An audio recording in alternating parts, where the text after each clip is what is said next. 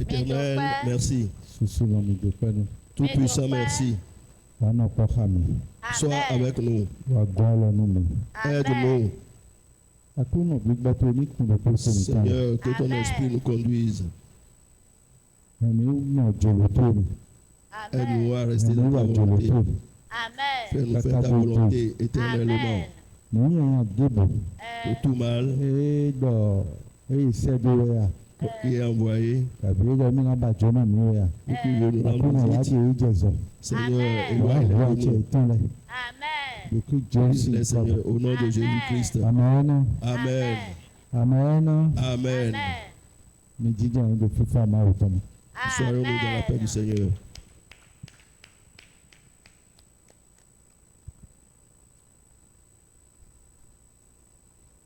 Romains chapitre 5. Romains chapitre 5.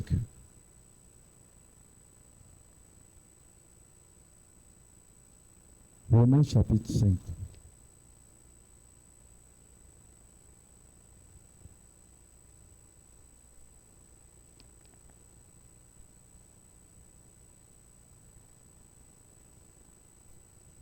Amen. Amen.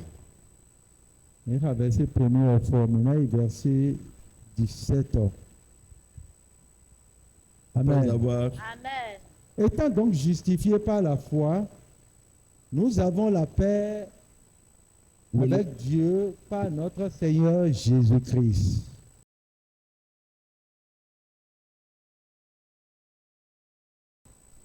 Amen. Amen. Bon, nous dit dire. Bon, nous dit dire. Étant donc justifiés par la foi. Bon, nous dit dire, mais de FIFA pour Maoupo. Bon, à coup, nous mettons Jésus-Christ dit. Amen. Amen. Amen. Donc, nous dit. Donc, si nous avons la foi, Jésus-Christ, si nous croyons en Jésus-Christ, oui, Jésus-Christ peut dire nous, ce que Jésus-Christ est en train de nous dire, si on peut s'accrocher à ça, si nous pouvons laisser cette si la paix viendra entre Dieu et nous, si nous pouvons nous abandonner à la parole de Jésus-Christ. Mais si nous ne croyons pas en Jésus-Christ, aucune paix ne viendra entre Dieu et nous. Amen. Amen. Ça veut dire, bon, si nous sommes dans cette vie et que nous ne croyons pas, bon, nous Jésus-Christ. Et nous ne croyons pas en Jésus-Christ.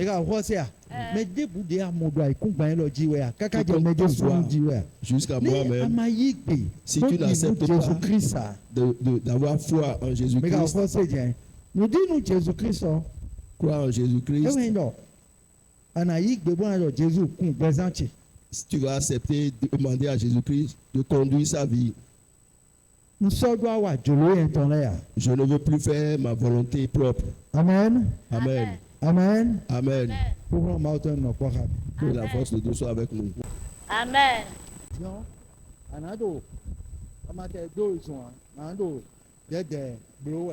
Même si tu ne marches pas, si tu ne cours pas, tu vas aller doucement. Et par où tu passes, les enfants aussi doivent passer par là. Amen. Amen. Amen. Amen. Amen. Amen. Et donc, il y a des volants au conduit. Commence à conduire le volant. Amen. Amen. Elles ont tenu la hanche de leur mère. Ça veut dire qu'elles ont foi à leur mère. Maman, elle a confiance aussi à sa mère. Donc, toutes les deux ont tenu leur maman. Que la maman conduise. Si elle passe quelque part, elle est en train de les conduire. Partout où elle passe, elle aussi doit passer par là. Ça veut dire que ça veut dire qu'elles ont foi en elle. Elles ont confiance en elle. Amen. Amen. ọ̀hún máa tọ́ ọ̀nà pọ̀ ká mi. Amen. donc mímọ̀ díà Ouais. èèwọ̀ ẹ̀ tẹ́ èdè ní. Elles ont foi en Amen. leur mère qui les conduit. donc positionné òbí dé gànjí Donc, mi ka ọ̀pọ̀ ṣe díà. euh, diọ́n ẹ̀yà mi jó màmá mi kàn dé. diọ́n màmá ẹ̀ yẹ nínú dọ̀ mi hẹ́ mi gànjí mẹ́ mi hẹ́ mi di nùnú mi lọ́nà dọ̀. Mi hɛ mi ganji mɛ mi di mi. ẹ̀ leur maman dit, mi nà hẹ́ ò gànjí. tenez-moi bien, ayez confiance en moi et tenez-moi bien. Et amen. les enfants disent, je vais bien, nous allons bien te tenir. Et la maman commence à bouger. La maman commence à bouger. Mais les enfants ne l'ont pas dit. Est-ce qu'elles ont confiance en leur mère? Non. Elles n'ont pas mis leur confiance en leur mère. Au moment où elles n'ont pas foi en mère. Ça veut dire qu'elles-mêmes, elles veulent conduire. Elles veulent se conduire elles-mêmes.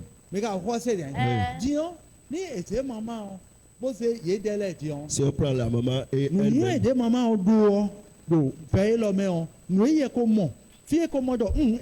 son expérience, tout ce qu'elle a vécu dans sa vie.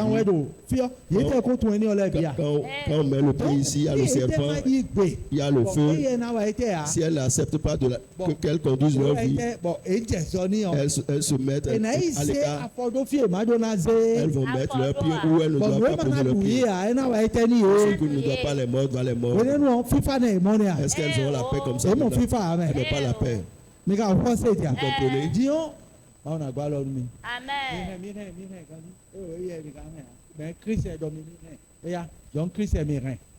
Amen. Bon, amen. Le Christ Dieu aussi comme. Amen. Amen. Amen. Amen. Pour nous entendre nos paroles. Amen. Dieu, mais mon nom parler. Vous avez compris maintenant? Donc nous qui sommes tombés étant donc justifiés par la foi. Nous disons, wende miwado ndidi nous mais nous Jésus-Christ. Étant donc justifiés par la foi.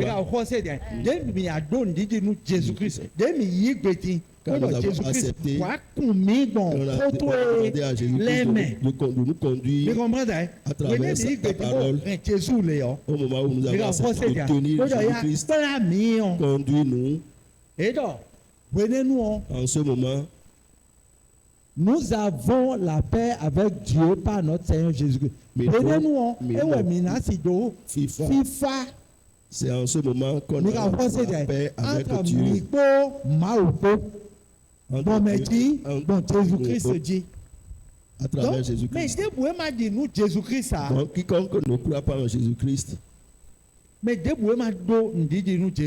quiconque n'a pas foi en Jésus-Christ, il n'aura pas aucune paix avec Dieu. Est-ce que vous comprenez ce que je suis en train d'expliquer?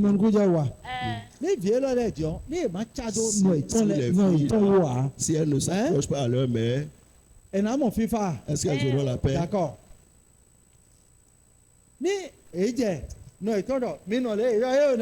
Si leur mère dit, et elles disent non, on ne veut pas faire ça, c'est ce que nous allons faire. Si elles commencent à faire ça, qu'est-ce qui va leur arriver? Quand elles tombent malades, qui s'occupe d'elles? C'est leur maman. Si elles doivent manger le matin, à midi, et le soir manger, si elles doivent s'habiller, qui s'occupe de tout ça, c'est leur maman. Et les collages, qui s'occupe de ça, c'est la maman. En ce moment, quand elle dit est-ce qu'il y aura la paix entre elles? Il n'aura pas la paix. Donc si nous-mêmes, celui qui a le Créateur, le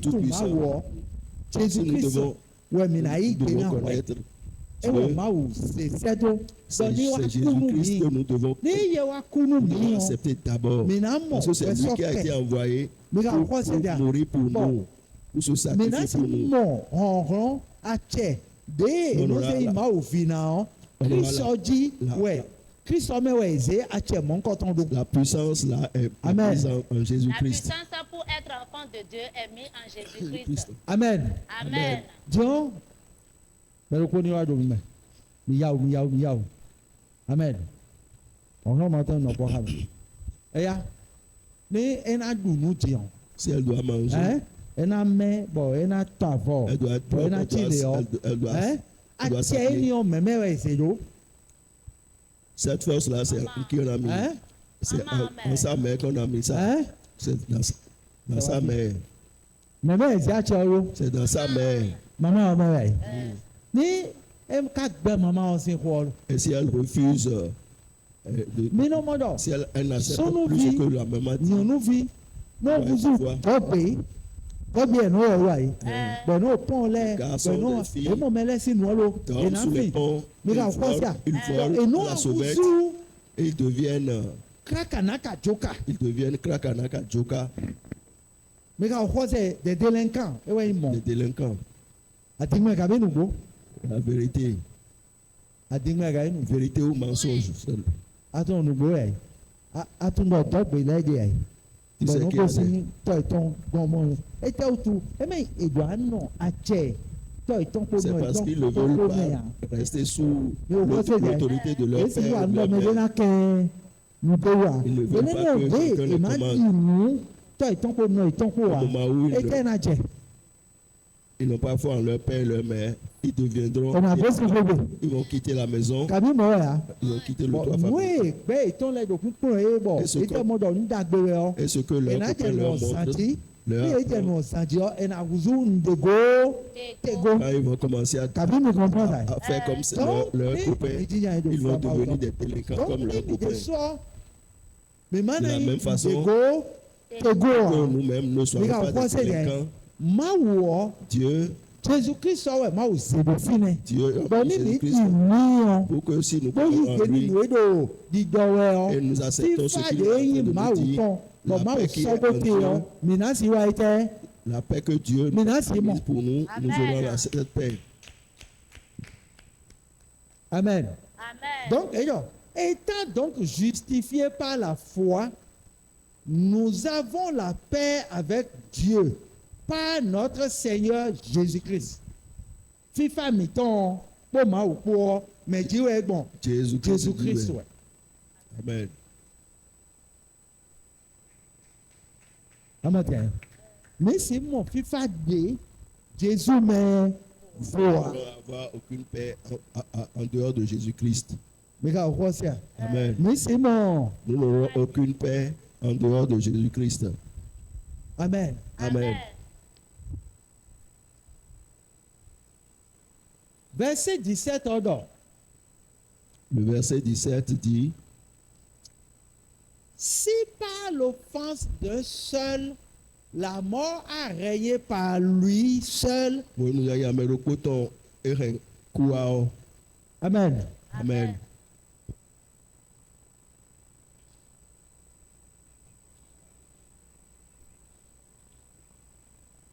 wɛwɛ ɔ amen Tout d'abord, mɛ wɛ jɛ akɔ mɛ yi mɛ nukɔtɔ yi dza akɔ qui est fautif, Dieu m'a wɔ. premièrement, mɛ wɛ jɛ de agbɔdzɔ ŋgɔ c'est èmi qui náà gbɔtɔ lɛ Adam kpɔ ɛkpɔ. Adam o F mɛ yi dɔ Adam ɔ eko dɔ F mi ka xɔ sia celui qui a dit bɔn Adam, wòye a jɛ déjà dit dzadɔ bɛ Ève. ma wɔ Au moment Oui, où bon, c'est bien. ils ont péché contre Dieu, fi de vivo de mɛ ma o sɔ yi do Bon, le jardin et de d'Éden femme. où on les a mis, eti anɔ wa et il y avait la paix, il y avait tout. hɛn eti anɔ wa dada tite Qu'est-ce que tu fais? couturier wɛ yi d'accord amen Amen. ama couture eti sɔn ba o bibiri wa Pourquoi tu fais la couture comme tu es couturier? Combinaison de bibliothèque. ani mo tɛ yin de gbɔn mɛ autrement dit ani mo nudu to Bomo huetoe, que je sois quelque bomo chose dedans. avotoe, bomo Autrement dit, futole, que tu sois- bomo mariage toe, Tu es le bomo mari, mukoyi toe bomo. raison, Kabi moya, toutes les bonnes choses kabi à moya. travers cette. D'ailleurs, Avant, de ma oubou beton. quand Dieu a créé le monde Mais et Dieu a vous mis, donne aucun. et a mis Avec Adam ça, et vous Ève, n'avez couture. personne ne faisait rien. Tu n'as pas besoin de faire la couture. Amen. Amen. Donc, de ma oubou et de jardin, on Parce que comme Dieu les a créés dans le jardin, Ndudu nous pico de fine. il y avait tout, manger, toutes sortes de choses. Il va voir ça. Maudo, mais non, dis pas, mais. Dieu leur a dit, restez Bon dans lait. le jardin Bon les glétons. et cultivez Bon tchon. et gardez. Mais quand on voit ça, dès que ni les glétons, et ni c'est à l'île, bon j'ai. Dis pas, mais quoi dire, et moi. Amen. On leur a dit de C'est-à-dire, garder. nínú makran mẹsìn máa wò á dé nàbọ ètòdò dàgbé ní ọmọ ẹ On ọ doit ènìwà avoir ẹ tẹ la, ènì rẹ nínú ọmọ ẹ ọwú bó wà sọ ní ọmọ ẹ ní ọlọ ní nítòdò la yémẹ bonne posture dans ní laquelle on ènì doit má être tọ́ avec sí Dieu vivo pour rester dans ẹni cette ọmọ paix. ẹ Il doit Nous avons garder cette posé, posture. mẹ Pour ne pas wẹlé sortir de ça. àwòbí wa wa Mais bó quand, àdọ̀kọ́ ní quand le diable est venu et Adam kó parler à- ẹ̀fù kó parler à nous avons Adam, et posé Ève, mẹ kó dọ̀ ẹ̀fù kó dọ̀ Adam. celui qui a dit Nous Ève, avons il a dit posé, Adam, Egbɔ ko de na dɔ ni ye ɔ il leur bɔn a dit ce qu'il doit dire, ce qu'il leur ena dit gosi fifo ma o tɔmɛ pour qu'ils sortent de ena la gosi paix de Dieu mímɔ tsɔbɔ vide na huzu dɔgbe ya avant qu'un enfant devienne délinquant. vide fo C'est un autre enfant wɛna wa qui va wɛna do ko venir, dɔ ni wɛ qui va venir lui parler. mi o comprend ko dɛ mi ye wa Vous comprenez pas? ɛn bona no dɔ ko vi Il va commencer à lui Covid. Béni.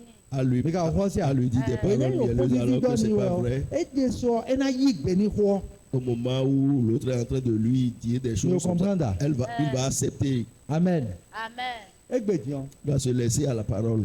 egbe diɔn Aujourd'hui, ni mi jɛ susu di mɔ. si vous commencez à grandir, mi mɛ nyɔnuvi lɛ o vous les filles, nyɔnuvi de vo lɛ nu dɔ do mi kpa bɔ dɔ wɛ ado kopɛ awɛ ya il y a ado des, gaa il y a des filles des filles, Attends, mais des quand filles qui même, viennent dire, qui viennent vous dire, ati gbɛ vous n'avez- tike toi tu n'as pas de copain. ee Ouais.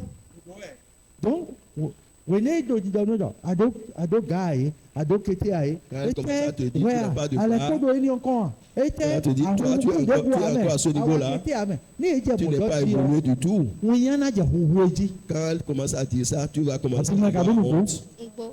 bɔn an bɛ to ko jɔ ko de dɔ Et tu wɛ vas croire qu'elle est en train de dire la vérité. bɔn a nana mɔ eko gaa ye tɔn lɛ kpɔ. Et tu vas les voir avec leurs copains, Aka fɔsɛ alors que mɛ na gari ye wɛ alors que Amolé. c'est ceux qui vont les ni sopɛkɛ garer. wusu fɔfɔ le nɔ gari gbɔn Quand awo fɔsɛ quand une moto ee vieillit, mɛ na gari ye telle wɛ qu'on la gare, donc eyi do di dɔ ye Ceux-là eyi sont- do dɔ nu c'est des gens qui vont garer, qui vont les ado garer. gaa to yɛ ado gaa ye ado gaa ye ni ka fɔsɛ Et ces filles dɛ amu disent, dɔ tu n'as pas de gare, tu n'as pas. wɛ ni a ma do gaa Si tu n'as pas de gare, bɔn ado tɔto ye nɔto ye Et kabi tu nɔto es ye sous- o do nɔto gudo sous- bɔn mi y'o kami sous la tɔ ko responsabilité de wɛ ayi ka ton tɔ père et ta efo kabi mère. efo wa. tu auras la Every paix. dion we ni awa ido ga dion Quand tu vas Nigga, te what's mettre it, ensemble avec un gars, ado ga dion ba igbe ni ga et tu as o ko accepté, ga ko mi gars, je idio ena de esi alo iji adona no bona ya sutu et le ko ena gars de esi ji avec qui tu atuma ga bonu vas go cheminer, Ouais. Hein? il va te déviager D'ailleurs, et tu ne seras plus. amate ni nu pon a ano chi kui dion ni period to yo lo ama o mole alo nto bi na do aga Avant, atuma tu ga bonu n'avais pas go de soucis, mais quand maintenant ni ga o fo se ja tu trouves un gars, dion quand tu ne trouves pas ta période, tu vas commencer à avoir des soucis. ayi mi mɔ gaa to ko mɛli le ko Si nyɔnvi quelqu'un le le vient kpɔ te lo dire que nɛ j'ai ayi ka to n'a jɛ trouvé- bibo dzi J'ai rencontré ton gars avec une autre fille là-bas. ɛ Comment ton cœur nɛ va ayi ka faire? to n'a jɛ bibo dzi kpɔ ko bo N'ajẹ́ kíkó pọ́n jí. Kíkó pọ́n jí. a jɛ fi ko kɔn dzi Tu wa vas a jɛ commencer à- akpɔ Tu vas commencer à avoir la akpɔmɔ dzi kabi mɔ yɛ amudɔ Je vais mɛ avoir wa la kɔ colère. nu we diɔn bodɔ Tu vois jɛlɛ que awo celui- ko gaa celui qui amudɔ est ewɛ tɔn venu do akɔ ba mɛ te parler de. ewɛ tɔn do ma ma C'est celui-là Donc- qui t'a mis en erreur. jija yi Assois-toi. so wọn ma tɔn nɔ kpɔ ka mi Amen. donc Mais pour nous, oui. Bon, à Yigbe, et ouais, ouais, Celui qui mais quand on t'enseigne sait, quelque chose, tu mais as fait ça. Bon, et non pour les, C'est celui-là Et non qui pour t'a les mené nouveaux, à mais- pécher. tu vois, non, donc, Donc, c'est toi qui as péché. Kabi Moya. On peut te demander de venir manger, tu peux dire, je suis Et à la ouais, santé. Mais au moment où toi tu as à accepté, Yigbe, ou Vélé na ben, quand tu as Quand accepté, tu Kabi? les acceptes, problèmes les vont commencer. souffrances commencent. on va attendre nos programmes. Amen.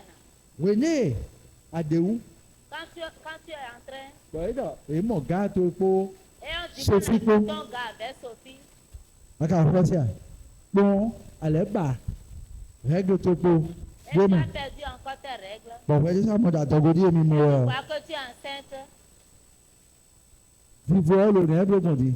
la paix là, Et quoi, dégainer? est-ce que la paix est venue en abondance? Vivre, et wania. Est-ce que c'est la paix qui est venue? Vivre, à toi. Hein? Et vivre, ma wa, alors, tu vois, tagba. Kabi, moi, Quand la paix n'est pas venue, Bon. c'est la souffrance qui est venue. nous, doit aider de friand. Ce qu'on est en train de dire ici, Si par l'offense d'un seul, la si mort, vous mettez au coton, mais la mort a régné par lui seul. au coup, pas bon, il y a de coton. Venez, Adam, Quand Bon, Adam et et ouais, Ève ont péché, n'est pas de bibliothèque. comment est-ce que le péché a commencé par Et wa vie étant, Caïn en dessous Le d'y péché est venu sur leur enfant Caïn. Hein? Bon, Caïn, on est roi belle, Et ouais. Caïn a tué Abel. Mais quand on sait, bon, et j'ai, Et le Big péché a Bang. commencé par s'étendre. Kaka, bon, bagnon, mi me gbetole. Jusqu'à venir sur tout. C'est-à-dire, sur ni tous les- edo fi sur jiwe tous o, les hommes. vie jiwe edi Et o, on joue le jour autant qu'on mi do enfante. kpɔsu o, Au autant fur et à nu mesure eje bulu o, qu'on se multiplie, mi ka fɔ se au tɛ, fur et à mesure, nuwɔlo le péché edo mi continue. jesu no lɛ kuru ɛ. Le péché continue de nous conduire. Mi o comprend ho wa? Hein? Euh, Ni Adam ma wu wɛ ya. Si Adam Adam ko n'avait ɛfo, pas ma péché, wu wɛ ya. Adam et Ève n'avaient pas péché. Ni mi fɔn, Si on se lève, tabi ni mi eji mi yɔ, si on nous met au monde, mi na se wu wɛ ya. est-ce qu'on peut pécher? Wei ni Non. eji mi dza iku ŋa dzi yɔ. Quand on nous a enfantés sur la Ni mi terre, wa bɔ mɛ de ma no zun mɛ ya. si quand on était venu, on n'insultait personne, Bɔ mɛ de no dɔ ga ho wa. et personne ne parlait de Mɛ de gars, no dɔ go ho wa. personne ne parlait de go, Mi na tu no yi mɔ ha. on ne connaîtra pas ce qu'on appelle gars et go. Mais de mano wu me ha, Si me na mo personne, me ne, wu si ha. personne ne tue, on Mais ne de saura mano bla pas comment adigba, on me tue. na mo adigba ha. Si personne ne Mais ment, de on mano ne bla saura pas agisi ha, comment me na mo mentir. agisi ha. Si personne ne gruge, on ne saura pas Me ka comment comprendre no. Donc bon, we hu e je to me o. Par leur péché, We hu o le péché, e wa don petole piti. le péché est venu parmi tous les hommes. Adigba ka be no go. Vrai ou faux? Mais fi yin me de ejigbon kuka Adam to me. Qu'est-ce qui peut Ko Eve être ton ko me. enfanté Bon, ena do de ai ku ba e lo dans la ji. génération Bon, alors, et d'Adam nous, et bon. Ève et il dira qu'il n'a jamais péché? E je ya. Non, il n'y a pas. Mi mo me de do ai ku ba e lo ji. Est-ce qu'il y a quelqu'un sur la terre Bon, eyin kuka Abraham to, Et eyin Pierre. kuka Adam to. et qui est de la famille De la race. de la race Adamique. d'Adam, de la race adamique et qui n'a pas péché? Mi mo pon. Avez-vous jamais vu une Mi mo personne mi pareille? tu me de ya. Est-ce que vous Bon, ji en ya ku ba e lo ji connaissez? bo ya hu wa ya. Et qu'on a créé sur cette terre, qui est né sur Mi cette bo terre, il mi n'a bo pas ken bo ni mi péché. tu me de Eh me oh, mi tu. mais tout me manque ton point. Hein? Et tu me montres Mais combien? toi, on ne connaît pas de telle personne. Mi tu. Hein? Ça n'existe pas. Donc Romains chapitre Parce que Romains chapitre 3 verset 3, 23. verset 23 Et doit être dit, car tous ont péché et Et sont d'ailleurs, privés ouais, de la ouais. gloire de Dieu. voyez pas Gigoma au tempo. Mi ka fɔ se ja. Par Mu gbɔn fie ni o mi me gbɛtɔ lɛ bi o mi wa yi tɛ. le péché, tout Mi le wu monde, wɛ. E mi wu wɛ o. par Mi le sɔ péché si no d'Adam vivo ma o et tɔ Ève, mɛ. nous tous nous avons péché. Hein? Et ne peut Donc plus avoir la wɛ paix wu wɔ de eno Dieu. de mɛ si vivo mɛ tɔ mɛ. Pas autant même. Ma o tɔ Le mɛ. péché nous prive de la paix de Dieu. Mi ka fɔ se ja. Bɔn diɲɔ Maintenant, ewa do di dɔ nu mi ye do. on Romains nous 5 dit verset dans 17 Romains ɔbɔ dɔ. 5, verset Si 17, par l'offense d'un seul, la et mort dans a les rayé fois- par les lui fois seul. où mais nous sommes Wele en coup Adam par ne terre. wu wɛ o. Adam ko ɛfo wu wɛ o. bon wɛwuwu edze tɔmɛ o Par leur péché, ewɛ kua la mort est venue. sinon mina kua Sinon, on ne mourra pas. mɛdze no kua Personne ne meurt. mi ka wɔ se dɛ mɛ wɛ ne wɛwuwu gbɔn Mais quand le péché adam di yɔ a pris par Adam, wɛ ne nu o en ce moment, mɛ bi yɔ mɛ bi tout dze le kuku monde dzi do mɛ bi dze wɛ parce wu que tout le dzi monde pêche. mi ka wɔ se dɛ ni wɛwuwu ma de ya S'il n'y a pas le péché, ku de ya il n'y a pas de mort. lɔmɔ nu mɛ da kpato yɔ Ni wewuma dia, akudia. S'il n'y a pas de péché, il n'y a pas de mort. le dɔ nu mɛ da kpato yɔ Dis encore à celui qui est à ni côté de wɛwuwu ma toi. de ya S'il n'y a pas de péché, wufɛ de ya il n'y a pas de souffrance. amen. Amen. Donc, bon, wɛwuwu adam Par tɔmɛ le péché d'Adam, kuwɔ ewa do axɔsu la mort a régné. ewa do axɔsu gbɔnpɛtɔ le bidzi A régné sur tous les hommes. gbɔnpɛtɔ de sɔsi de ni bona dɔ nagbɔn kukua Et aucune personne ne peut dire qu'il ne peut jamais mourir. mais bɔbɔ nouvelle Bonne nouvelle, Wendagbe. dɔwɔn dagbe do ko wa Une bonne nouvelle est venue. edɔ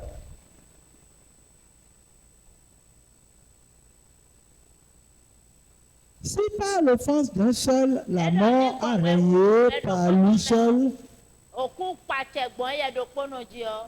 à plus forte raison Èèyàn wa ọ. ceux qui reçoivent l'abondance de la grâce, Mẹ yí Kristi dónú gbò mẹ́lẹ̀ ọ. mais, Fẹ́nu mais, mẹ yí fẹ́nu máa ò tó mais dónú. mon fait nous kéké, Mẹ mọ̀ fẹ́nu gègé. et du don de la justice, Gbọ́dọ̀ o Numina. nùmínà wẹ̀jìjọ tán kpọ́. régneront-ils dans la vie par Jésus-Christ lui seul? Èdè súná wa ẹ̀nà wa Nọ nọ pẹ́ mẹ́. pẹ́ ọmẹ. Gbọ̀n Jésù Kristi kẹ́dẹ́mẹ̀. Mais quand on sait bien, Ẹ̀ c'est-à-dire, il est dans bon Adam dit ouais, ouais, pourquoi bon, moi ouais bon, Jésus-Christ a dit ẹ̀ fais-nous kéké l'abondance. la bonté. Fais-nous de ton fleur. Hein? La Fais-nous- grâce à Christ nous de abonde. matière. Oui, La non, mais grâce, oui, c'est un fais-nous. don immérité. Mais quand on sait bien, ah ouais, nous bon. Tu as mal agi. Dieu, pour un bâton, nous pas. Amen. Dieu, Maintenant, bon.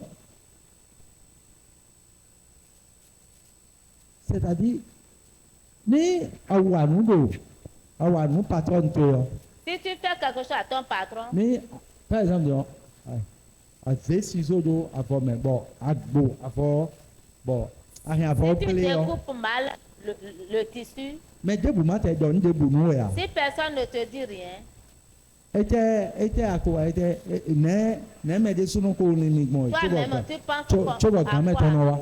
avant que le patron ne dise quelque chose. Et non On mon commence pas à avoir peur. ben non mon De toute do, façon, e wa voilà, ti on ho. a passé. S'il vient maintenant, Hein? Ah, Je dois payer le bon bail. ya ha Il faut Elle est punie. punir, mi de mi tu no punir on. Elle a dans ton oui. Mo ya, Elle a deux balles. e na do ba nu e. Donc ba, si tu coupes Mais au mal conseil, hein. le tissu, hein? le patron, tu vas payer le bail et on va encore te Et tout punir. là, papa mettons ko maman mettons ko fin. Mais ba di do, Pour payer le bail, do on sait resi que nous notre meta. papa et notre maman est là. Mais pour... Tite. Mais Et c'est la tel nos resi punition nous là meta. qui fait peur. Bah, non, donc, c'est. Ba ouais. C'est la punition qui fait peur. Ba, e we no wa ite. Ouais, non, donc, c'est. Le E no châtiment. do resi nous me. Ben Ça non fait mo do. peur. E no mo do ba. Ah e yi me dit on. On voit que si on commence pas à nous frapper maintenant, E na yo de bois. ce ne sera pas du tout bien. Bon, vous mettez bien do. Ko ko ko Et on a ko. peur. Yo conseil. Ni zem ta de bien forme, no mo do je que patron no we ko wa. Si un zème entre dans la vente, on va pouvoir Ah, si puis, c'est mais le cabine, patron beau. qui est venu, Ouais. vrai ou faux. C'est vrai. Mais quand vous pensez, Est-ce que vous suivez? Dieu, Maintenant,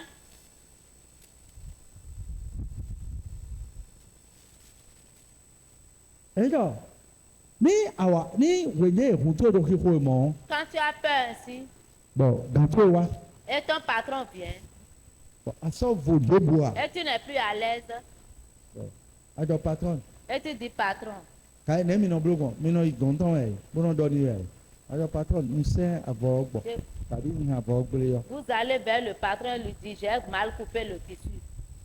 nunu kɔntɔn yɛ miɔ nɔ ti gbɔn La première des choses que vous attendez, awɔ yi tɛ o tu as fait quoi? awɔ yi tɛ o Tu as fait quoi? amen ban On te gifle. kabi mɔ yɛ Euh, bɔdiɔ akawa dɔ ni gàtó Et toi, tu viens dire ça à ton bɔn patron. wɛdi sɔ akomu dɔ gbãn Et na wa toi-même, fɛnɛ tiɛ wɛ tu savais qu'il allait te gifler. bɔdi adɔ ni o Et quand tu lui as dit, bɔdɔ zi avɔ wa il a dit apporte-moi le pain. bɔn ati avɔ wa Et tu lui as remis le pain. bɔdɔ dakɔ Il a dit d'accord, ne do nkosi vas-y, j'ai entendu. ni edɔ mɔ lo Si mɔ elle minɔ dit blo ça, gɔn comment est-ce que vous faites? bɔdɔ dɔ merci patron minɔ On jɛ ko dun wa yi tɛ s'agenouille, eni o de on la ekuro nu dit wɛ merci. ɔnɛ nɔ yɔ dɔ Ce qu'elle t'a fait, comment on l'appelle? fɛnu Elle t'a adzeha gracié. bawe adzeha Tu méritais la bɔn alɛ xɔ chicotte. avɔ tso nu Et tu adzeha devais ni aussi payer le bɔn diɲɔ ewa fɛnu wɛ Maintenant, elle t'a gracié. awɔ se dɛ Amen. mi ka awɔ se dɛ Euh, donc mi jija yi donc assez. mi ni mɔ tɛ comprendre wo C'est yi do pour que di vous gbɔ puissiez wɛ comprendre ce qu'on mi est o en fɔ se train de dɛ dire. e bɛ sɔn mɔ do exemple C'est yi nɔ pour lɛ ça di na que wɛ je donne tous ces Donc, exemples-là. si palo edɔ bɔbɔ huhu mɛ do kpɔtɔ mɛ o Par le péché d'un, ku la mort, ma volɛ ma vo ati kuwɔ edu afɔsu do mi mɛ pɛtɔ lɛ dzi la mort, mi ka est- fɔ se dza diɔ la mort domine sur nous. edɔ à plus forte raison Et ceux nous, qui ceux qui reçoivent l'abondance de la grâce mais il fait nous guéguetons. mɛ mɔ ama gɔfla fɛnu tɔn Celui qui a la grâce en abondance, mi ka fɔ sɛ. euh, mímọ lé ntí mẹ fẹ nu ọgbọn tiwọn Vous voyez ọmọdọ comment j'ai gàtó wà expliqué fẹ la nu ní odò grâce? fínì àyè wẹdẹ sọ àkómọ tẹ kókó mọdọ ton náà patron sẹ t'a fínì gracié là. Toi-même, tu savais ẹ que nà c'était hómi fini. bọ nà kó àbọ On ọjọ allait ẹ ká me sọ kó ya frapper. ẹ ká sọ dọ kó àbọ ọjọ wa ẹ dọ nkó sè lódìdó Elle a dit, j'ai entendu. ẹnìyàn tí wọn vas-y. fẹ nu wẹyìn bọ ẹ wà ẹ tẹ Ce nu o qu'elle vient de te faire, elle t'a gracié. bọ adọ ẹ jẹ mọ ẹnu jẹ kpoli bọnú wà ẹ tẹ Dans níyì ce moment, on s'agenouille, on la remercie. bọnú tó gbẹni Et on la ẹ tẹ remercie. kó ẹ sọ àlẹ ẹ jẹ kpoli bọ àlẹ tó gbẹni Même si elle te frappait, tu Kabi mo, allais eh. encore la remercier. amen Amen. donc amọdọ Tu vois que gọfúnra fẹnu tán. la surabondance de la grâce, L'abondance de la l'abondance grâce. de la grâce, Ewe zombo. c'est ça qui fait que Ehoya. il ne t'a pas frappé. Eka sodo weni ho Il avo. ne t'a plus dit de payer le pain. Aka se ho do ferion. Est-ce que tu entends? Donc, mi desuo Nous aussi, malgré que we ko du akosu do mi ji. malgré que c'est le péché qui nous domine, Bon. Ku ja ho akosu ku et desu du la mort akosu do mi aussi ji o. domine sur nous. Bon ma volé de ma Et volé de présent mi ton ji o. l'incompatibilité commence par nous dominer. Ma wa wa da gbe do ko nu mi. Dieu nous fait une grâce. Ewa na mi. Tout fla jo mi onton. Il nous donne la grâce en abondance. Bó wa ná mi Et nous nù donne nìna aussi le don dòdò tán de la justice. nùnà bí nà iná dẹ eblo fẹnu eblo fẹ Il nous donne fẹnu la grâce, dàkó tó fúra l'abondance de la di grâce. exemple de mi nà diọn Euh, eblo fẹnu mọ nkọtọ nù mi il nous, mi ò kọ́ sí dẹ bólé aná mi nù nìna dé mi hẹ́n lo mi nà nọ tòtò elle nous Maintenant. accorde le don de justice. donc éyọ à plus forte raison ceux qui reçoivent non, l'abondance de la grâce Mais il fait nous et du don de la justice nous voyons nous gagner temps. règne-t-il dans la vie par Jésus-Christ Et lui de seul. suna do akɔsu do gbɛ ɔmɛ gbɔn Jésus Christ dzi.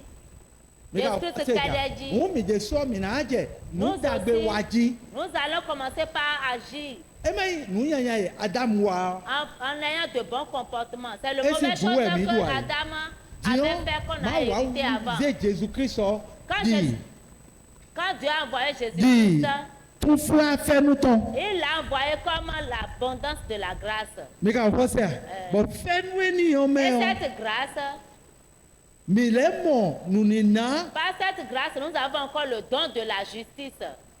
tòtò tán Nous avons le don de la justice. donc ẹnà mi fẹnu ètò fúlá On nous donne l'abondance de la grâce, ẹwẹ Jésù Kristo ni qui est Jésus-Christ, bọ ẹlẹnà mi et on nous donne encore nùnìnà de mi rẹ mi le náà wà ndó don kanjí de náà justice. mi ka fọ sẹ jà Amen. bọ wẹnẹnu ọ En ce moment, mẹzuntọ de mi yìnyín ce- l'insulte que nous portons envers nos frères, àjọtọ de mi yìnyín le voleur que nous àgàyẹtọ mi sommes, yìnyín l'impudique Abusino que de nous millions. sommes, le voleur que mi nous na sommes, tán gbọn nous allons tó sortir fúlá fẹnu tán par ènìyàn mẹ ọ l'abondance de cette Oh. grâce tó nùnìnà dòdò tán ènìyàn pọ ọ et le don de la justice. mi na mi de sọọlọ Nous-mêmes, nù ènìyàn ẹnà wà mí jí gbọn Kristi mẹ ces choses viendront sur nous par ilé Jésus-Christ. ìyànàdọ wà mí jí gbọn Comme Ádámù le mẹ péché gbọn est venu sur nous par Adam, bọ mọwẹ de la même manière, fẹnu tó fúlá tán ènìyàn l'abondance de la tó grâce, nùnìnà avec le don de justice, dòdò tán ènìyàn pọ ọ ẹnà wà mí jí viendront sur nous. bọ mi de sọ Et nous aussi, mi na wà dùn àkọsù et nous allons régner. mi sọnà nù sùnmẹ Nous n'allons plus insulter. mi na jẹ kí n hàn nínú ènìyàn lẹ jì. On va commencer par fuir ces bɔn choses-là. mina wa nɔ gbɛ Et on vivra bɔn Jésus Christ par kɛdɛ mɛ Jésus-Christ seul. Amen. mi ka fɔ se yan bɔn gbɛsɛ mi tɔn lo Et ɛna di toute yɔ notre vie changera. Amen. wọn da gbɛ yɔ nɛ C'est la bonne nouvelle, ça. Amen. Amen. mi ka fɔ se jan Euh, donc méjèèjì Kristo il y a quelqu'un, Christ, Jésus Christ sɛdo mi o Jésus-Christ qu'on nous a envoyé, fɛnu dako de wɛ c'est une grande grâce. bɔn wɛ mi hu lɛ yɔ Et nos péchés de dɔnna dɔn mi qui devaient nous zomɛ yɔ conduire dans l'enfer, de dɔnna dɔn mi zomɛ yɔ qui devaient nous conduire dans l'enfer, bona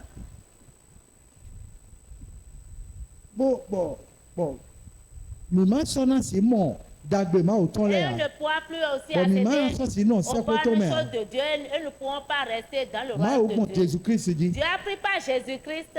wende mi yi Kristo lo Quand on accepte Christ, fɛnu tɔn grâce ena tún fila abonde. bɔn nunina enɔna bɔ enɔnɔ toto ma o De tɔn bɛ yɔ justice qui nous met dans la justice de Christ Dieu. nana mi Christ nous le l'accordera. bɔn wende Christ na mi yɔ Et quand il nous accorde cette justice, mi wà bɔ àjẹ kótó séjì yɔ si on commence par écouter sa parole, mi na jẹnu dàgbélé wa nous jì commençons par bien agir. bɔn wende nù Et en ce moment, mi na jẹ sisan dàgbé sanji nous commencerons par avoir de bons bɔn comportements. edɔ mi na du akɔsu Et on nous dit que nous allons régner do pɛ ɔmɛ sur la terre. mi Jésus mi na du akɔsu Nous aussi, nous allons régner sur la terre, toto mɛ dans la justice, nunu sɔgbé ɔmɛ dans ce qui est bien.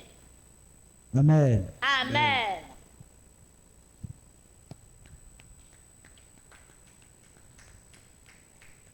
Amen. Amen.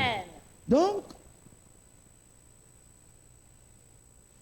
mina wa kpɔn ne yɔdɔ fɛnu nu eyi fɛnu Voyons ce qu'on appelle grâce. do fie ni ɔjɔ mawu na mi nu we Parce que là, Dieu nous accorde deux choses. ena mi tún fila fɛnu tɔn Il nous donne l'abondance de la grâce. bɔn tún fila fɛnu tɔn yi ni yɔ Et l'abondance de cette eba na grâce mi nunina nous dodo tɔn donne le don de la justice. mi ka fɔ se a ebe nu we Ça fait deux bɔn choses. edɔ gbɔn eni ɔmɛ Et yɔ on dit par ces deux choses, mi Jesu wɔ nous aussi, ina wa do akɔsu nous allons régner ɖo gbɛɛ me sur la terre, ɖo gbɛɛ me dans le monde, dans la vie dans la vie. mina c'est-à-dire mina nɔ gbɛ mina nɔ gbɛ mina nɔ gbɛ Nous misɔna allons nɔ vivre. kumɛ Nous ne yɔ mourrons plus. gbɔn hɔɛ Adam Avant, par le kɔ péché d'Adam, mi nɔ kumɛ nous sommes restés dans la mort. mi ka hɔ se deɛ Euh, gbɔn hɔɛhuwe yɛ tɔn mɛ par son péché. diɔ gbɔn Maintenant, Krisɔsi vɔsisamɛ o. par le sacrifice du Christ, Ma wà ná mi tó fúra fẹ́nu Dieu tán. nous accorde l'abondance de la grâce.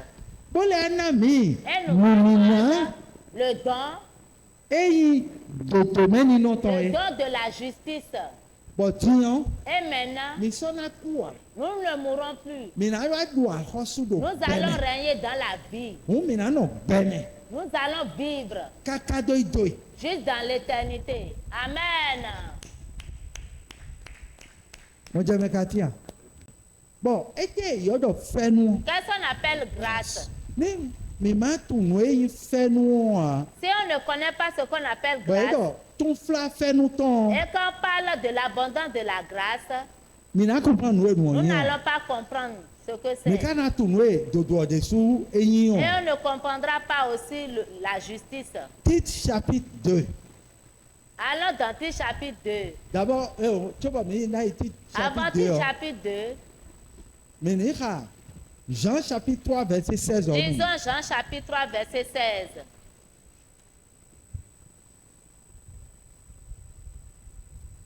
Amen. Amen.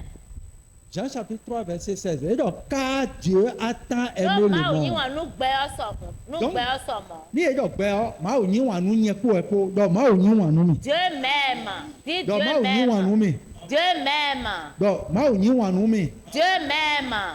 Et donc, car Dieu a tant aimé le monde. Donc, ma nous gbé Eyin wanu mi somo. Et nous mis Eyin wanu yen ko e ko somo. Il m'aime toi et moi. Il nous a aimé, Il nous toi et moi. a aimé toi et moi. Ma wo eyin wanu yen ko e ko somo. Dieu nous a aimés, toi et moi. Car Dieu a tant aimé le monde qu'il a donné son Fils unique. Donc, ma nous n'y ko we ko somo. Bo se vito akanse do. Vido ko jen yedo. Ewe Jésus Christ on est. Il a un seul enfant qui est Jésus-Christ. Ese do yen ko Il l'a envoyé pour toi et moi. Ese do yen ko. Il l'a envoyé pour toi et moi. Amen. Amen. Mo me dagbe lo bi o. Celui qui a créé l'univers Me ka ko se. Ese viton do ko de du o. nous a envoyé son Fils unique Bo se se do yen ko e ko. et nous l'a envoyé. Amen. Amen. Amen. Amen. Nja ma kan ho ko bi o. Je vais vous poser une question. Me do fi bo ni Qui est ici? de mi Et do fi jo. Ni e do. quand on est ici Oui, maintenant, donc. si on dit To gan meton que notre président ese viton se do. nous envoie son Fils Bo do bi o ni adonu mi do.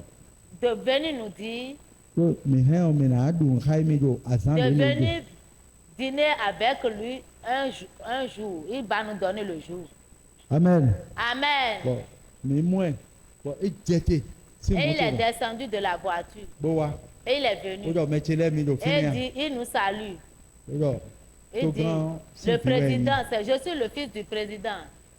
Ese mi do. Et il m'a envoyé O do ma donu e do. de vous dire, E o do ma donu. Bon, d'accord. E do ma donu il mi m'a do. envoyé vous dire Que azan le le gbe o. que tel jour, E ba bo. Me na jijan he bo na du nke. il veut qu'on s'asseye avec lui et mangeons ensemble. Bon, me na do ko de le. Et on va discuter de certaines choses. Amen. Amen. Ni mi se mo. Si vous entendez ça, Ne na chi mo nu we. comment est-ce que toi tu seras? Chite. Lève-toi et parle. Ne na chi mo nu. Comment ça tu seras? Mẹ́gbàtàlá ní mi ṣe mọ̀ mí rẹ̀ mi náà yìí. Do ni ase mo mu e mo nko ton. E na venu ya ka be na vivi nu. Si tu entends une telle nouvelle, tu seras content ou Bí bien mo tu rà seras... dá dìgbà náà bíbí nù. E na vivi ni e Jesu. Je serai contente. Moi aussi, je serai content. Voilà. Et toi, seras-tu contente ou bien ça? Ela vive no. E na Je vivi serai nu. contente. Ah. Voilà. Et toi, Je serai Voilà. contente. ena vivi mi ena vivi ni ya ena vivi ni yẹn de so Moi-même, je serai mẹ de kó content. òfin máa ìgàntọ́ máa pọ́n ní iná bẹ́ẹ̀ níyàn. Est-ce que tu seras content ou bien tu seras mécontent? Je serai content. ena vivi ni yẹn de so d'accord amen. Amen. tiɲɛ Maintenant, ẹsẹ yìí tó gan wẹ̀ ce n'est plus le président. mẹ ìdàgbẹ́ ọ̀bì yà C'est le créateur du mẹ monde, de ìdàgbẹ́ ọ̀bì yà kó l'univers. da tó gan lẹ Le créateur de l'univers qui a créé les présidents et tout ewé le yín monde. wà nù yẹn kó ẹ kó. C'est lui qui nous aime, toi et moi. Bueno, Et on quand Dieu a a dit- tant aimé, Donc, ma ou yin wanu, nye ko we ko somo. quand Dieu a tant, nous a tant aimé, Do nye ko we ko ma ou yin wanu mi somo. qu'il nous a envoyé son Fils Bon, et unique, c'est victoire quand c'est do. afin que Ni quiconque croit en lui me de bwedi ni o. ne périsse point, Ni ma don o. mais qu'il ait la vie éternelle. Amoni mo gbe ma vo. Et yo, Amen. yo, ma wo yi wa nu yẹn kó ẹ kó sọ. On nous dit que Dieu nous a tant Bó aimés tó wọn nu fi tán. et il a chargé son fils. Bódò ní méje bùpè. Et il dit si il y a quelqu'un. Bọ̀ wọ́n yẹn ni o de mi tó nu fi Et, èmi et tán.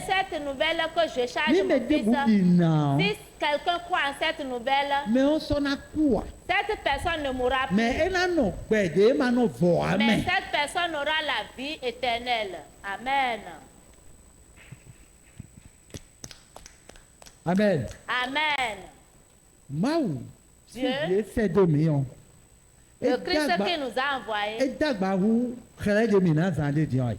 est Hein? plus grand que l'exemple qu'on Hein? nous a donné tout à l'heure. Bọ̀ nu ema wu ka wa diyan ni. Voyez-vous ce que Dieu vient de nous faire? Edo ẹsẹ do yin kó pẹ kó. Il nous a chargé, Non, toi c'est et moi. Gbọdọ̀ Par son ní fils. mi di wọ̀nyí ni Et yan. nous dit si nous croyons en son fils, Mi kú sọ́nà kú o. nous ne mourrions plus. Mi na nọ gbẹ. Ní èdè Nous allons mi vivre. fìfì ẹ̀yìn mọ́ mẹ́. Nous Mi na allons do vivre. fìfì mẹ́. Mi na Nous do allons fìfì mẹ́. vivre, Mi na do vivre, fìfì mẹ́. vivre Bọ̀ mi dans la sọ́nà joie. kó sì fìfì mẹ́ On pọ́n ne quittera gbèdé plus rà. cette vie. Amen. Amen. Amen. Mọ̀tẹ́mẹ́kàtíà. Est-ce que vous comprenez? Hein? C'est D'accord. Fẹ́nu ẹ̀yin bọ̀ ẹgbẹ́ omi mi àyè. une grâce qui nous a. Fẹ́nu ẹ̀yin bọ̀ ẹgbẹ́ omi mi C'est àyè. une grâce. Bọ̀ mìíràn kpọ́ndọ̀ ní mìíká ìgbénu fẹ́nu ọ́ nẹ́ Si on fẹ́nu ọ́ accepte kánú wà la nìkan. grâce, comment est-ce que cette grâce Mìíká a- ọ̀gbọ́n ṣèjà. Hein? Ní gàtú ẹ ọ, ebúrò mọ̀ ọ́. si ton patron, Bọ̀ ẹ̀dọ̀ dàkọ̀ ń ta sọ́kẹ́ patronne, ọ̀gbọ́n ṣèjà. te dit j'ai entendu. Ẹ jẹ sọ ànàlẹ̀ bábo náà lẹ́ bó mọ̀. Est-ce que demain tu vas Tite. chercher à mal agir encore? Títè. Hein? Non, je ne Eh vais oh. plus chercher à mal agir. Bó tẹ́ o tu, mú de ebúrò ọ, esu lè mú Parce kúkú que rẹ̀. ce que le patron Tàbí fait, bọ̀ àsọ́nà bábo J'étais náà bọ̀ content. àyànyàn níyàn. je ne vais plus chercher à la nuit. Kàbí nù ẹ̀. Vrai. Amen. Amen. Mọ̀tẹ́mẹ́kàtíà. Est-ce que vous comprenez? Etiyan. Et Donc, kò fi ènìyàn jẹun. par là, Má wọ̀ Dieu ẹ́ ewu àfẹnunú mi. nous fait grâce Ó ṣe fi tán sẹ́dọ̀ mi. et nous envoie Gbọ́dọ̀ son mímí fils. yìí inú fi ọ̀. Et il dit si nous croyons en son fils, Ìsọ́nà kú à. nous ne mourrions plus. Mìnà nọ gbẹ̀gbẹ̀ Nous allons gbọ̀gbẹ̀ vivre. gbọ̀gbẹ̀. Père, Èdè ètè báyìí gbẹ̀tọ́lẹ̀ dè. Bọ̀ sọ̀sán bá ń lẹ́ jíjọ ìnà bẹ́rẹ̀ oṣù. et demain matin, ils vont commencer par courir. Ìyá gbòmù. Ìnà dùnú. Ils vont Ìnà manger. dùnú kẹ́lẹ́ àgbẹ̀ ọba wẹ̀ yé dè. Ils cherchent la Bàbá vie. rẹ̀. Kàbí nù ọ̀ yà. Mẹ ẹsẹ̀ àgbàjẹ̀ ló ta. Celui Gbọ́dọ̀ qui met ní un àkọ́nù lóò. panier, commence Ètè báyìí dè par gbọ̀ báyìí venez dè. acheter. Hein? Ils cherchent la vie. Mẹ́ẹ̀dọ̀ kutu kpọ́n wẹ̀. Celui qui apprend la wẹ̀ ọ́. couture. Ètè súpà bọ̀ náà dùn pọ̀ wẹ̀ yìí. Lui-même veut avoir la vie. Diọ́n ìwà dọ̀. Et on dit, Ní mi dì mú fèé ni o. si nous croyons en son fils Bóyá ìgbé ní wọn tán. et acceptons sa nouvelle, Wọn èdè tọ́tàn tó ní ọ̀mì yìí gbé la náà. nouvelle que son père lui a Ìsọ́nà donnée, jí apọ̀n. nous n'allons plus souffrir. Mìíràn nọ gbẹ̀dẹ̀ máa nọ Nous fọ̀ wá mi. allons vivre éternellement. Amen. Amen. Amen. Tite chapitre 2. Titre Verset chapitre 11. 2, verset 11. Car la grâce de Dieu, Donc, fais-nous mal autant. source de salut, Et dondonu ŋlẽgãtɔ. pour tous les hommes Nugbɛtɔ le biɔ. a été manifesté. Esau klẽ. Mika hɔse dia. Edo. Eyi fɛnu maaw tɔn. On a dit qu'à la grâce de Dieu, Boka yi dondonu qui est source ŋlẽgãtɔn. de salut Nu pɛtɔ lɛ biɔ. pour tous les hommes, Ede xlẽ mi. a été manifesté. Amen. Amen. Ni mina mɔ gbɛde Si mana nous fɔ devons a. avoir Bona la mo vie gbɛdzɔ gbɛ éternelle, o. la vraie vie, Ete mina di na.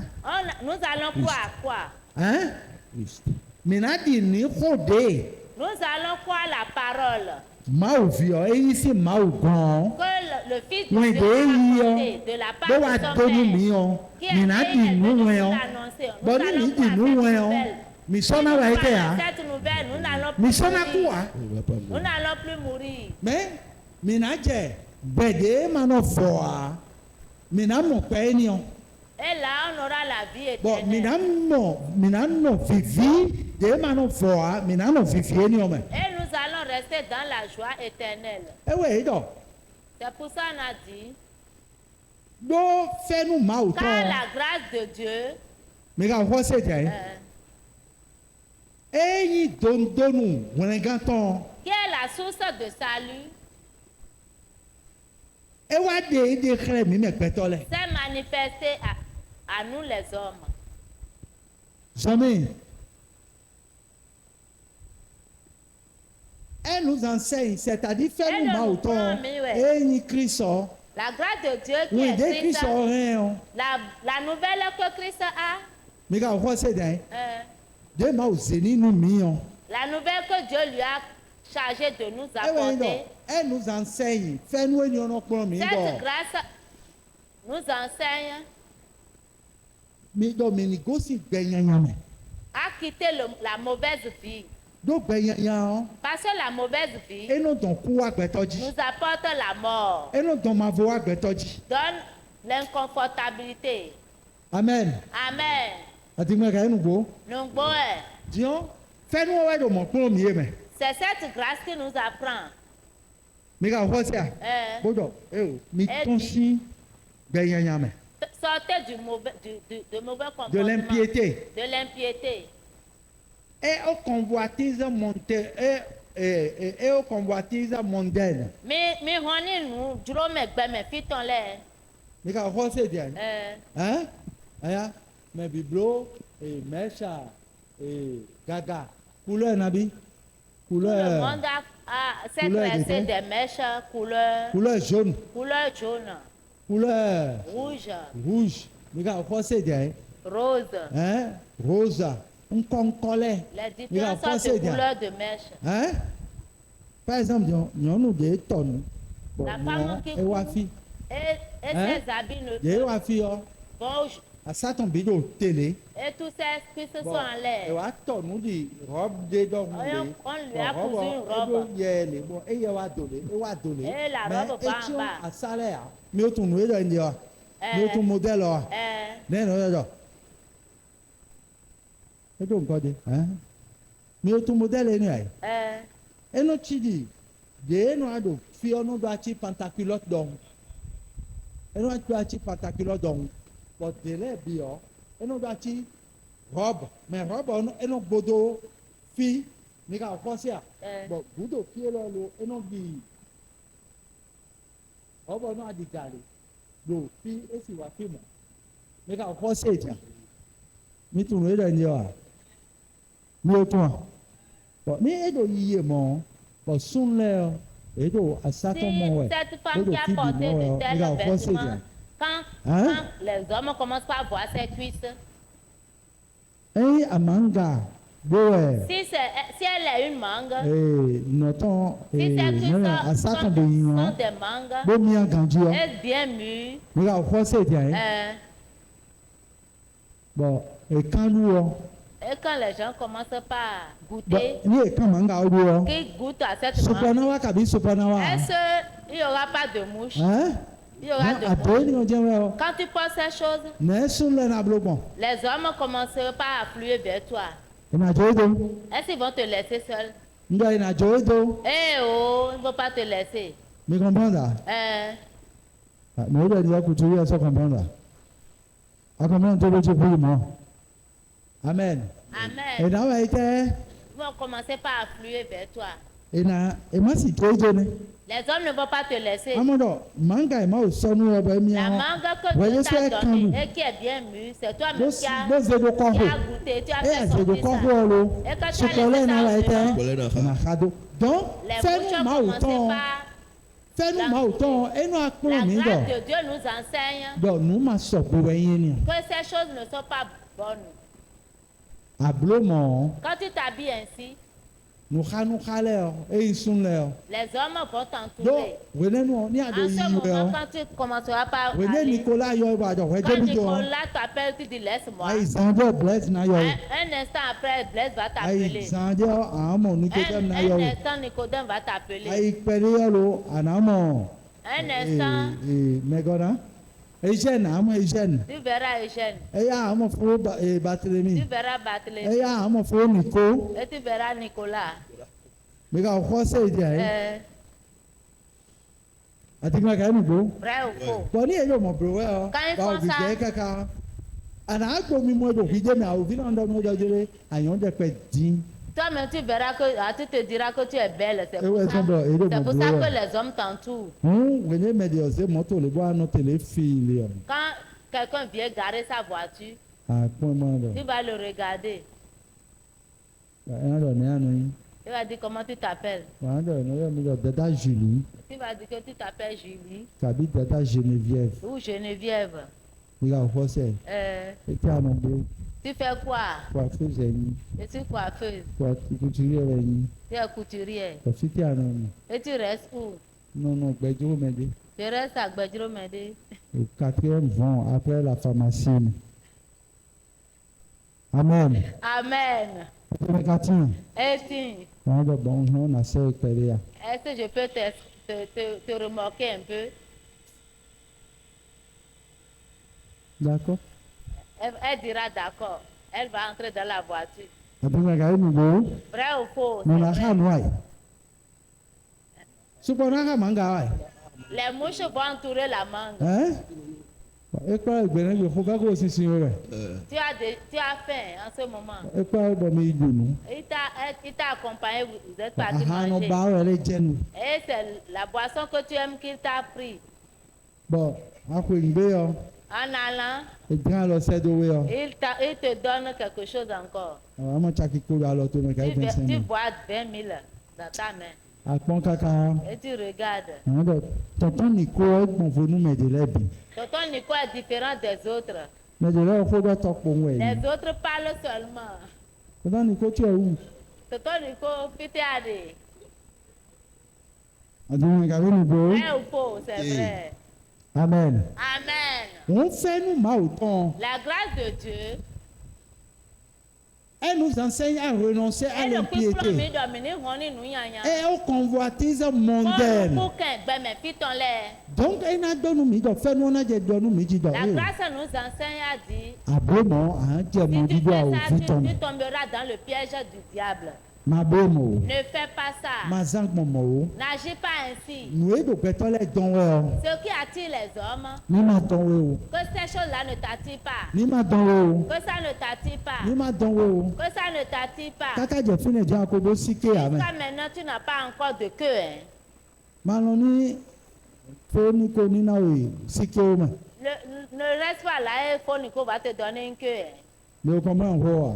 Vous ne comprenez pas? Hein? Mi comprendre àmẹ́. Wíyá comprendre. Hein? A comprendre àmẹ́. Wíyá tó yí ọ̀pọ̀ kó náà yí yà yìí. Quand tu allais, c'est toi seul qui Yeah. allais. Fóníkò búlọ̀ mọ̀. Quand Nico vient de faire ça, Bọ̀ àjí níyàn lo. et quand tu es content de lui, Ẹ jọ sọ ẹ̀yà ànọ́dọ̀ màá ń ga ọjà à ń lọ lui-même yóò il rà a ní touché má la kan dúró rà. mangue. Est-ce que tu vas lui refuser ça? Non. Hein?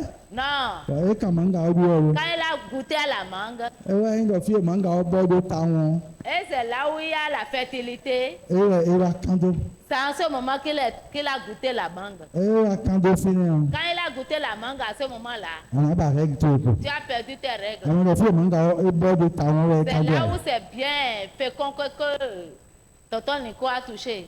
eya kun wọn lo Après, tọ̀tọ̀ nìkan náà dídọ̀ tonton Nico partira. ọ̀rọ̀ pé màá ma àtọ̀gbọ́nù Et toi seul, tu as commencé par garder ta grossesse. ẹ̀ka à ń jìbì Et tu auras un enfant. agbọ̀nfíde bu ọ N'importe où tu iras, yọ̀ ń dọ̀ mama l'enfant dira maman. amọ̀dọ̀ ẹ̀ náà sì kéjì àyè Il t'a donné une queue. ìmọ̀ òní gbà wọn ní èèyàn tọ́nú mi. Amen. amẹ́nà Amen. amẹ́nà Amen.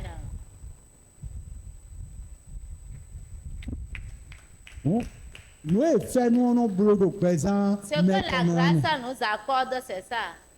fẹ́ ní ìbáwò sẹ́dọ̀ mi La yàn grâce que Dieu nous envoie, ẹ̀ kristi yín qui est Christ, ẹ̀yìn jẹ́ mi ní ọlẹ́pẹ́ mi jì nous apprend à éviter ces choses-là. lónìí dọ̀ Et dit non. mi má sọ nù fífò di mi má sọ nù pẹ́ di lé gbẹtọ́lẹ́ do pẹ́ nù gbọ́n Ne rẹ vivons pas comme les hommes d'aujourd'hui vivent. mi ò bolo ẹ̀jẹ̀ dín wọn Ce que font les gens maintenant, mi jẹ́ mi má bolo gbọ̀n mọ́ o nous n'agissons pas ainsi. mẹ́mi ní sẹ́nu yẹn má o tán Quand on prend la sagesse de Dieu bó ṣe tòtò sí mìíràn náà jẹ́ ìná mi hàn et le don de justice que Dieu nous accorde, gbọ́nà ìwé mi. pour rester dans la sainteté. Amen. Mo jẹ́ mi ka tiyan. Vous comprenez? Mọ̀ ẹ́ yà comprendre. Qui Bon, comprend ó dé ìmọ̀ mi jẹ̀ mí. l'enseignement qu'on vient de nous donner? Qui a Fẹ́mi ò má wà nù mí hàn. la grâce Má que ò Dieu bá nous bó ná dé accorde, mí sí mẹ́wẹ̀. il veut nous Bon, mi sọ́nà jẹ́ délivrer mọ dídọ̀ àwọn òbí tán lẹ́mẹ̀. des pièges de l'ennemi. Mi ka fọ́ sí dẹ̀. Fẹ́nu ẹ̀ kírísì yín yan. La grâce que Christ est, Kó hàn dàhó do pọ́ yín do fọ́ c'est fọ́ mi une tán. grande force dans notre vie Nàdó sì dé mí sí òun yàn pour yàn. nous épargner du mauvais. Amen. Amen. Sinon, àyíkadé náà dọ́nu dọ̀.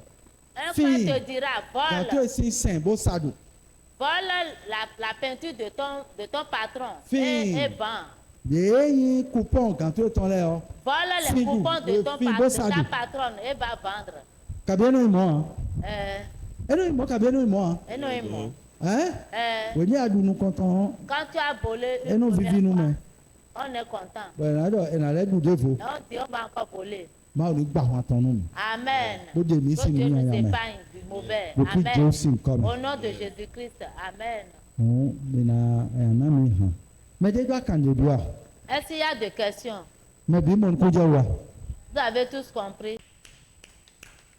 Mi máa ò ní nà pọ̀ fàmù. Amen. Kó alọ́ ní wáyé fàmù tọ̀rọ̀. Amen. Máa wò kìí ṣe fẹ́nu tán do. Euh, Ọ̀ ẹ̀yin fẹ́nu tún fúlá tán. euh, Ó nìní náà òfẹ́ jíjọ tán pé ọ́. Gbogbo iná rẹ̀ ọ̀ nígbò mi. Amen. N'ihi nínú Kristo Jésù mi. Amen. N'ihi nínú máa wúrọ́ mi. Amen. N'ihi mi wà jòló tọ̀ mi tọ̀tàn. Amen. N'ihi mi ní báwẹ̀ máa wò dé ọ̀. Amen. Káká dé ìjọ yìí. Amen. Ìgbẹ́jọ bẹ́ ọ́. Euh, Mìíní sì mọ̀. Amen. Mo kí Jésù kọ́ náà mi kò dẹ̀ dé. Amen. Ẹ jábọ̀ ọmọ bí rẹ̀.